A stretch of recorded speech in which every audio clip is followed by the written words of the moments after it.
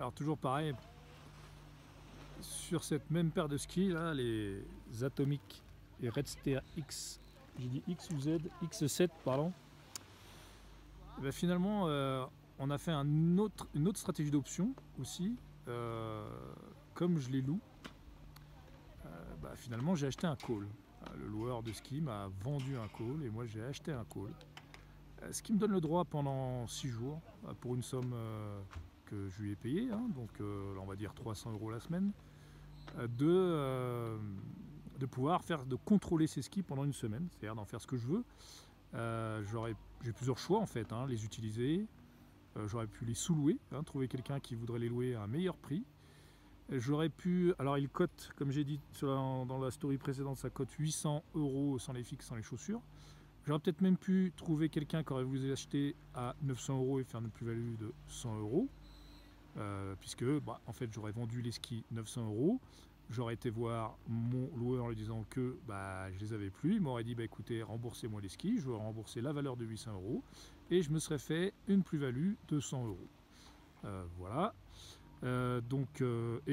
J'aurais pu, troisième option, à la fin de la semaine, exercer,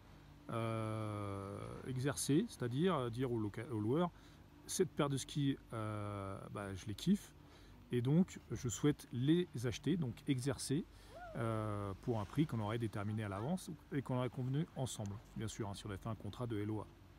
Vous comprenez l'exemple. Voilà ce que j'ai le droit de faire de mon côté. Et je ne peux ne pas exercer, utiliser les skis et les rendre à la fin de semaine en ayant déboursé 300 €. On a eu le contrôle sur une paire de skis de 800 € pendant une semaine au prix de 300 €. Du côté du loueur, qu'est-ce qui se passe? Eh ben lui, quoi qu'il arrive, hein, je casse les skis, je les revends, je fais tout ce que je viens de dire avant. Lui, sa prime, elle est assurée. J'ai payé 300 € en début de semaine la location de ski. C'est assuré, il n'y a pas de problème. Lui, il reçoit sa prime, quoi qu'il arrive. Donc voilà. C'est finalement ce que nous, on aime bien dans les options.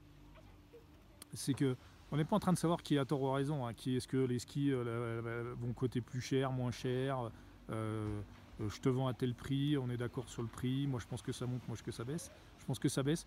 Les options, en fait, la majorité du temps, tout le monde est content. Pourquoi? Parce que j'ai besoin de ski cette semaine. J'ai besoin de ces skis pour skier. Donc que le loueur de ski me vende un contrat call et que j'achète un call pour la semaine, ça m'arrange, ça me rend vraiment service. Et de l'autre côté, qu'il soit rémunéré pour ça et pour le risque prix, ça lui rend service aussi. Et entre guillemets, les passifs que sont cette belle paire de skis deviennent un actif.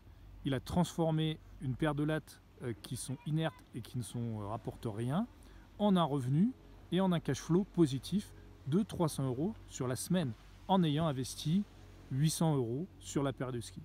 Voilà, je vous laisse faire tous les petits calculs, je vous laisse réfléchir à tout ça et vous dire une fois de plus que les options, comme je viens de vous le montrer, en fait, vous en faites déjà tous les jours. Alors, pourquoi ne pas en faire sur les marchés? Allez, je vous dis à très bientôt, ciao!